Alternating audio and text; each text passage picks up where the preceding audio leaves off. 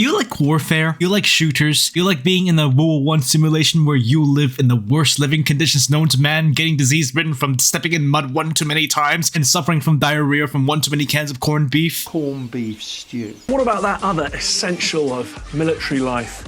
Food. Why does this World War 1 food documentary have Skrillex in it? Don't you worry, cause we got you the most accurate World War 1 simulator! Or at least as accurate as you can get with Smurfs and anime cat girls. Roblox and World War 1 go hand in hand, which is surprising because you'd expect World War 2 games to be center stage instead, like in Call of Duty or Battlefield. You have games like Centaura, Entrenched, Horizon Blue, Airship Assault, that one is more of a mix of interwar and both World Wars, and also some other World War 1 games like can't be stuff looking for just to keep this list going on. What people don't usually talk about anymore though is Trenches by Ordnance Games, which used to be an insanely popular World War I inspired game with more depth than just surface level anti-war metaphors, mindless human wave attacks, bad world building. Maybe not necessarily mindless human wave attacks given that Trenches still had elements of that, but what set this game apart was its unique class-based system and trench digging mechanics. Okay, maybe not the class-based one. This was what set Trenches apart from the others, but although Trenches came before Centaur or any of the other more popular World War I games being released in around 2021, no one plays this game anymore with an amazing player count of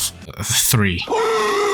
Sometimes even less than that, so sometimes you don't even see a single goddamn player on that game. So what happened to Ordnance Games? Why did Trenches suddenly die despite the content updates? Well, the creator Haruna Koriki decided to make a sequel, Trenches 2. It was originally an April Fool's joke, but ignore that. Let's pretend that never happened. Fuck you, you just got pranked! Trenches 2 later became Pordier at War, and it is basically a straight upgrade compared to the old Trenches game. Pordier at War has been in development since 2022, and nowadays has gone from sporadic closed testing to an open testing phase with much more content done at the start of its demo. So what does Pordier at War have? I mean, it has the foundation of the original game, so I don't know why I wrote that. Pordier at War starts up with a team selection menu. There's 2 teams to choose with 3 factions currently in the game, subject to change, that being Oscovia, Rostera, and Borden. These are all obviously fictional countries because every historical fiction war game on Roblox needs world building now. Isn't that North America? Every country in the world belongs to America. Unlike in the first Trenches game, Pordier at War offers unique asymmetrical gameplay, but while the whole faction buffs and penalties are a really nice touch, which someone on the Ordnance Games Discord sort of likened to real-time strategy games like Hearts of Iron 4 and China having 2 trillion debuffs, but like everything else, the whole asymmetrical aspect is only really relevant later. Saying that Pordier at War is a step up in quality compared to the old Trenches game would be a massive understatement. It's like saying how The Washington Post described the leader of ISIS as an austere religious skull. Okay, maybe that's not a good comparison. First of all, the game is much more stylized and prettier to look at, with different textures used to express the game's artistic direction, and characters actually having faces now, or just eyes. While the camera shaking does give me a bit of motion sickness, it feels like I'm riding a roller coaster, you can at the very least tone it down or just outright disable shaking for sprinting so you don't feel like you're going on a drug trip. It's a neat addition, especially considering that Trenches basically just had the standard static Roblox first and third person cameras. Of course, this isn't perfect, and a lot of the pre-existing features in the old game aren't in Pordier. Granted, it's still in development, everything's subject to change, and it's been in that stage for 3 goddamn years! So while you still have classes like the Grenadier, Engineer, the Rifleman, and the Tank, other roles such as the Anti-Tank, Submachine Gun, Light Machine Gun, Officer, and Medic haven't returned yet. And also 2 or 3 of those aren't returning at all, especially automatic weapons, because apparently that promotes too much movement. What the fuck? Which is stupid because that's basically half of the playable classes just proved out of existence. But hey, at least we got a new class, and also some of the new features mean that older content can't make it into the game. I didn't bring up the whole Dreadnought thing from Trenches because it's going to be added to Pordier later at some point in the future, so I'm not counting that. The enemy is being reinforced with a Dreadnought. Anyways, the gunplay is a great improvement. In Trenches, hit registration was a massive issue, especially in 2021 when Haruna had to revamp the hit reg system to improve gameplay twice. Actually, it was 4! Unfortunately, in exchange for having smoother gameplay, we now have a new feature added to the combat system that drops the game's rating down several levels. This would have been an easy 9 out of 10 in the quick slam dunk Pordier has against its first game and most other World 1S games, but you know what? Let's just fucking ruin it by adding a ragdoll system. When you hear ragdoll, you probably think of something like you'd see in the Bethesda game when you kill an NPC. It's fucking body flow. But no, it's fucking Ravenfield where a breeze of wind just fucks you over. Fuck you! The ragdoll system is bad. I'm sorry, I'm kind of beating a dead horse because this has been a very common criticism since its very first test from 3-4 years ago, which I normally wouldn't be complaining about if the system was completely revamped. There are multiple gunfights I should not have won under any circumstances. Like, the new ragdoll system is what I'm assuming to be the reason why most of the old features from Pordier can't be added. If you can get ragdoll just from a fucking piddle of damage. What the fuck? What the fuck was that? What the f- Oh my god.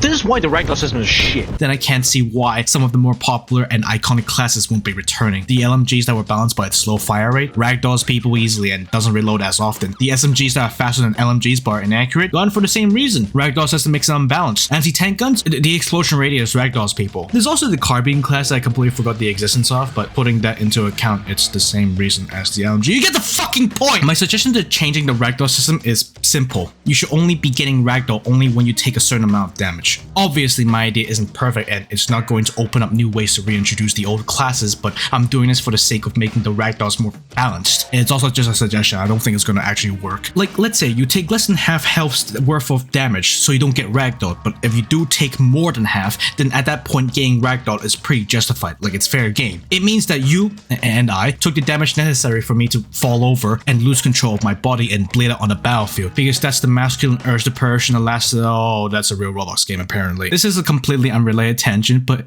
it's so funny to me how there's so much World 1 games on Roblox now that there's actual competition between them as if it's a fucking Chinese politics. The developer of that game also have two shorts just glazing themselves. I want to make the hottest Roblox war game. What the hell am I watching? Dude, finish your game first before you do this shit. What the fuck?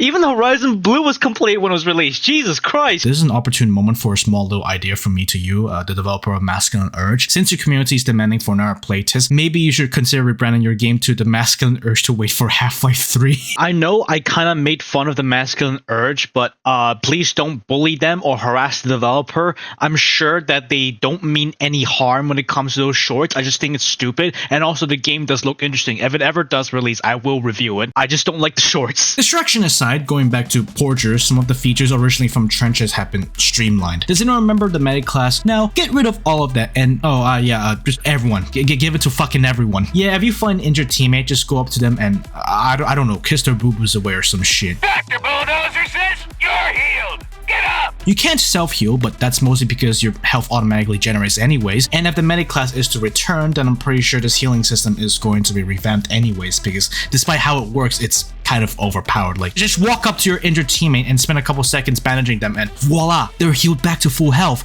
Now get back out there and— oh, they just got ragdolled. Oh, hello. Okay, well, number 2. Number 3? This is a great time to bring up the new shotgunner class. Here's a joke about war crime sticks. Shotguns were something that were originally not added to Trenches, and I think it was because it's essentially the SMG class if it was even more deadly, which is fair enough, but also incredibly fucking ironic because when Haruna added shotguns to Pordier, it became one of the most controversial additions ever. Because it was deadly up close, good at dispatching people at a fast rate, pretty much causing the problems the LMG did, and also you bet your fucking ass the ragdoll system made the problems worse! Nowadays, it's definitely a pretty balanced option since you have to take the risk of diving deep into enemy trenches, all the while taking risks from close quarter fighting and even the chance of having an enemy shotgunner waiting for you just to use the shotgun effectively, since you're also deprived of a ranged option.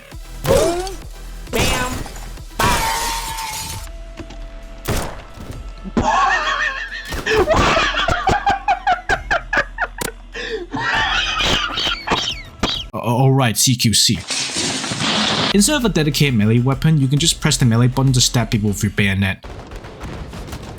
Oh, okay.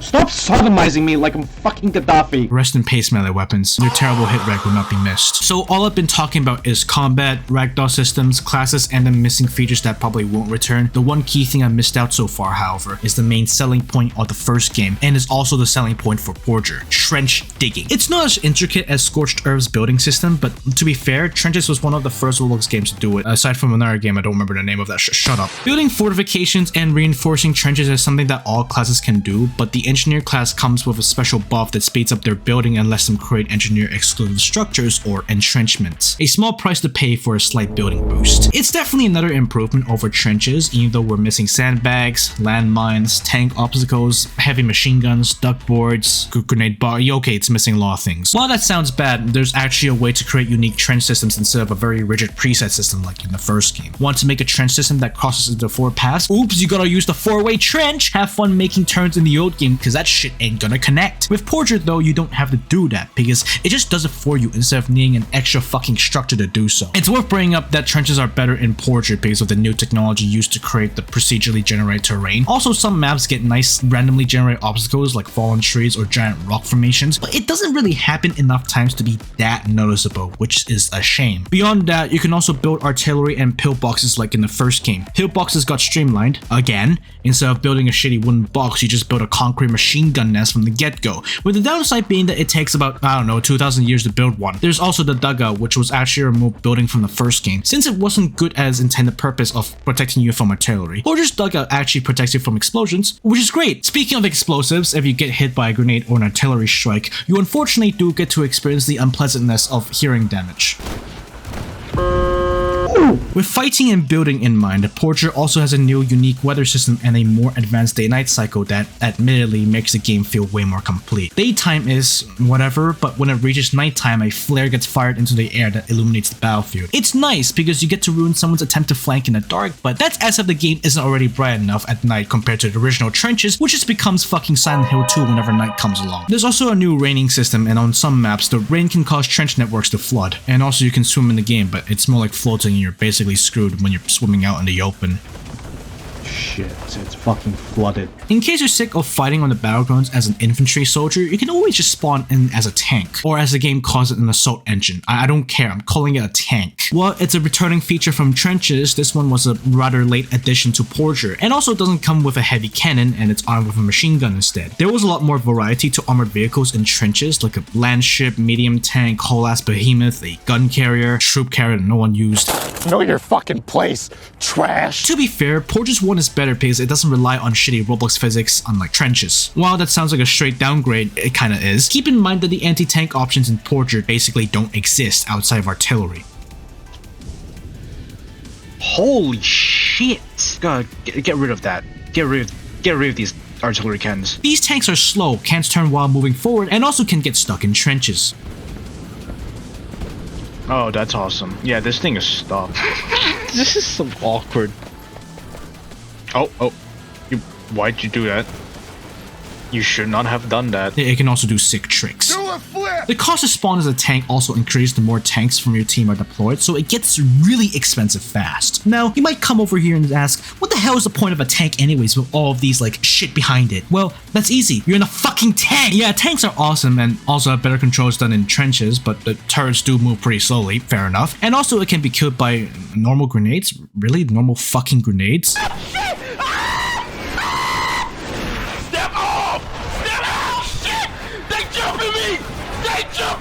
I didn't really bring up the Grenadier class that much, but unlike in trenches, Pordier grenades can only be accessed by the Grenadier class. While you'd think that could decrease a theoretical grenade spam problem, which, okay, admittedly it does, keep in mind that the ragdoll system is in place, and so Grenadiers should be rightfully feared. Especially if you're in a tank, a single grenade can just shred you to shit, so just imagine multiple of them coming your way. Fucking hell. Oh shit, grenade! Fucking hell.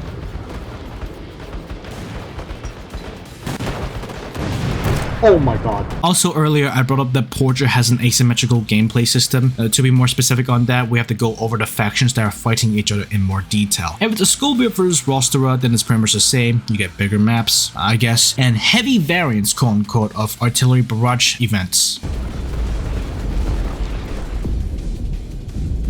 What the fuck is going on? Oh my god. Scovia and Rostera fighting each other is pretty much your run-of-the-mill symmetrical shooter. Think of Britain versus Germany, America versus Russia, and if you want a more familiar example, imagine something akin to Centaura, like Corvus versus Cetus, Aquila versus Antares, or an even more famous example, Ballas versus Grove Street, Bloods versus Crypt. The Oscovians and the Rosterans also get different rifles depending on which team you're on. The Oscovians get a Lee Enfield knockoff, while the Rosterans get something similar to the Carcano M1888, which is like an on-block system fast, and yeah, they're both bolt action, but they have different ways of functioning and reloading. I think it's pretty cool. I recorded this because when I was editing it, I realized I kind of went on a fucking tangent. Yeah, this is just to shorten the bit. The most unique asymmetrical stuff comes with the introduction of Borden, or specifically the Borden Liberation Front, aka the BLF. According to the lore, the BLF was an Australian trade unit that existed from 1911 until 1972. Wait, that doesn't sound right. Acting their own.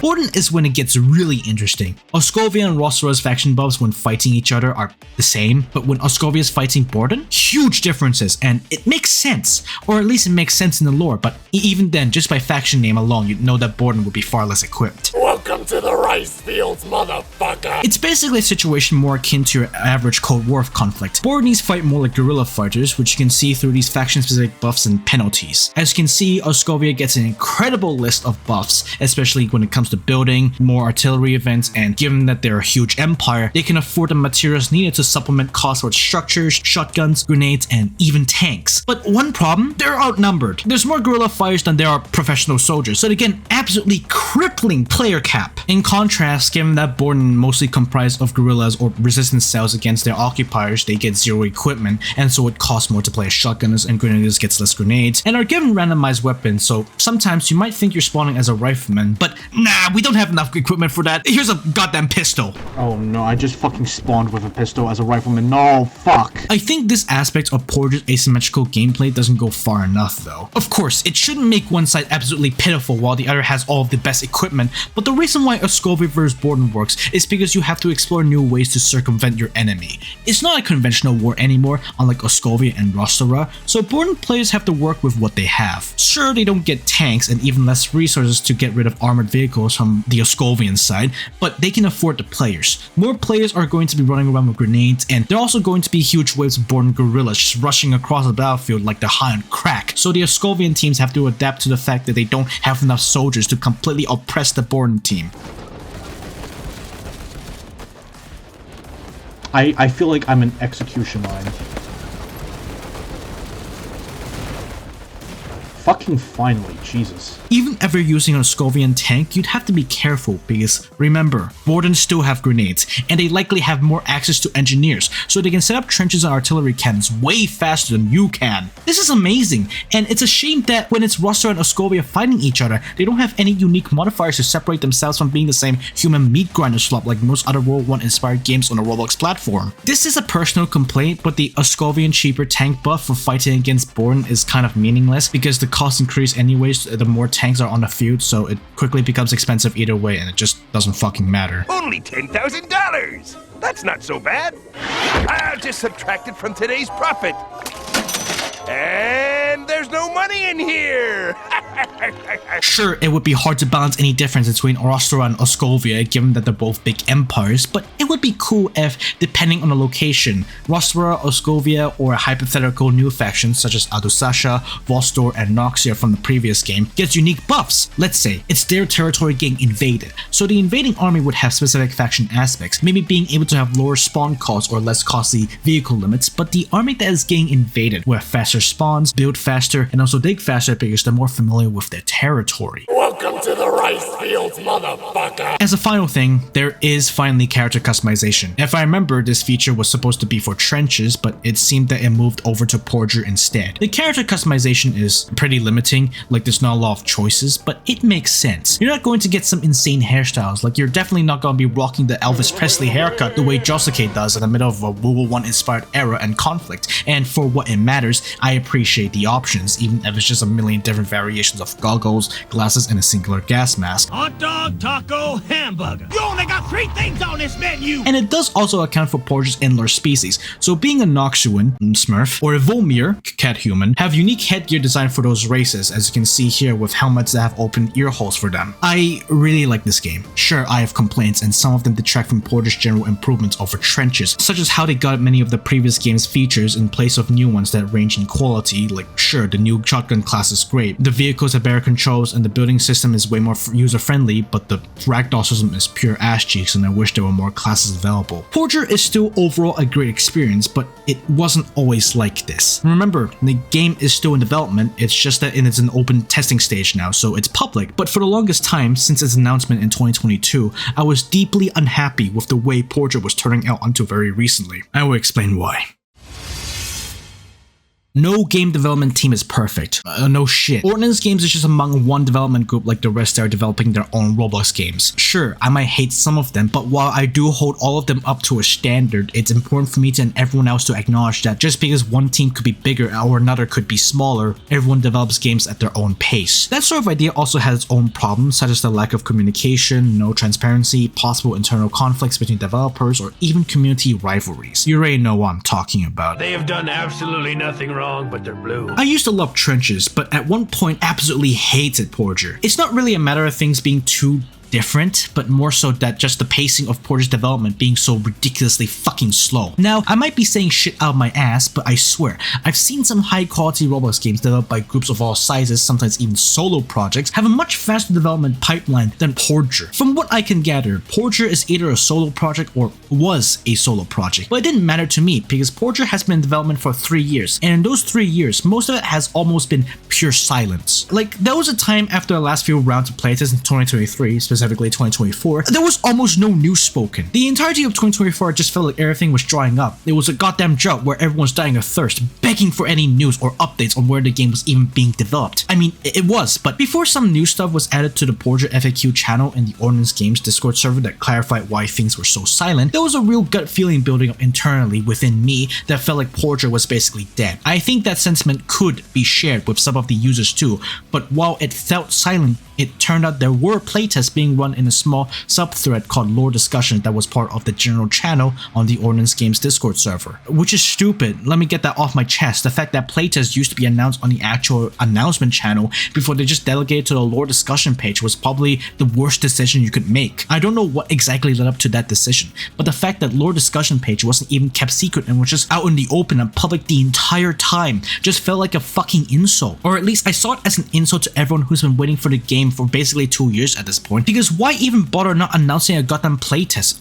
Why not just put it in the announcement channel? Why delegate it all to the Lore Discussion page? We should take Pordier testing and push it somewhere else. Then for me, it finally boiled over some time in maybe around the middle of 2025. This was after I finally discovered the Lore Discussion page, but the reason why I was getting mad despite being able to partake in more playtests was just how Ordnance Games never communicated what was changed or added. Actually, they used to communicate the changes. Now they just kind of do it infrequently. Sometimes they do, sometimes they don't. Come on, do this more fucking consistently. Sure, it does add to some invisible surprise factor, but I feel like it's a dick move, because imagine getting into one playtest that adds a whole barrage of new stuff, like the shotgun class. That playtest was exciting when I remember it from like 3 years ago, and that one was announced to the wider server instead of to just the Lore Discussion page. But then the series of playtests made exclusively within the Lore Discussion page just felt like meaningless bullshit just to drum up hype players who found the channel. I swear there were absolutely no details on what was added to the playtest, so I could jump into one playtest and wow, new map added, and then the next playtest, nope, it's the same thing, there's nothing new added. You know the developers could have clarified if they've added something or not, or maybe even just to say they're stress testing the system of Pordier instead of staying silent, but no, they didn't say shit. I would have been way more forgiving if they did this, because that way they would have been overhyping new stuff added, but still saying that something was new. Looking at it now, it feels like we're finally being spoiled since the game's been in open since October. It's a fucking Christmas miracle! But the last few years of Portier's development genuinely felt like things were going absolutely nowhere. Haruna's preference to showcase as little as possible is understandable, because you don't want to create too many expectations and deliver little on promises, but that type of communication style felt like it was completely counterproductive to keeping excitement for the game going, especially after Trench's player count started to die off into nothing. During this time, I was mad, to the point where I entirely gave up on Pordier in June because there was a playtest that felt like absolutely nothing was added, except for some meaningless menu buttons and a fucking game pass that wasn't even available to purchase. Because what do you mean you added monetization features before the game was even finished? Nowadays, Anyways, given that the game is in an open testing stage, I'm way more happy with Pordier now and concede that I was wrong about them. Sure, the development team was slow and the silence felt deafening, but it does give an idea into how important communication between developers and the communities are, while also balancing a developer's wishes to develop their own game at a peaceful pace without so much public pressure. Also, Pordier has a lot of supplementary material like lore and fan content. They've had a lot of fan contents in Trenches. It's mostly just fan art, but it's pretty impressive nonetheless. There was just one fan game about Pordier, but instead of bolt action rifles and World War I-esque technology, it's muskets and Napoleonic era tactics. It's basically Blood and Iron, which is an actual Napoleonic era game on Roblox, and so Pordier Musket Wars was basically an official fan game that died out pretty quickly and no one gave a fuck about this. Because despite everything and what I basically described it just now, it seemed pretty faithful to the artistic style of Pordier, and also Trenches to an extent. Also, someone posted Pordier fan art to the Chainsaw Man subreddit. I'm pretty sure this was a complete accident. And holy shit, is that Reze? I mentioned lore just now, but Pordier's lore is admittedly very bare bones right now, and also most of it is based on content from the previous game. A lot of it is unconfirmed, and again, it's all within the Forsaken lore discussion channel. Pretty much any pinned messages there is undoubtedly confirmed lore from Haruna, but the quality is pretty questionable. What do you mean the other session economy is pegged to the gold standard? 1,000 other session marks per gram? That's worse than fucking Zimbabwe! Portrait at War is a good sequel to a good game, but it's still in development and has a long way off before it reaches its true peak potential. Trenches being dead is definitely a big shame, which used to get hundreds to thousands of players daily, but in some ways, I do hope Portrait lives up to the expectations and possibly even surpass Trenches. Both games did have a bit of a rocky development cycle, with Trenches needing multiple revamps to fix its various systems, and Portrait basically having zero transparency between developers and the community, and causing an ungodly silence that lasted almost a whole year. But it's reached a stage where I'm open to admit that I was wrong about Haruna and the other Portrait developers. Like, yeah, I was being very angry about it. I was wrong about that. I think what's most disappointing about Portrait is not necessarily the ragdoll systems. It's horrid, sure, but I think the fact that a lot of the original content from Trenches are unlikely to return to Portrait is a bit sad. I mean, if Wish is recycling everything, then it'd be just a pretty stale sequel with only a few new things to really separate Portrait from Trenches. Like, the most meaningful new addition then would just be the ragdoll system and maybe the weather system. Either way though, Portrait is very promising, and I do hope the development team the best.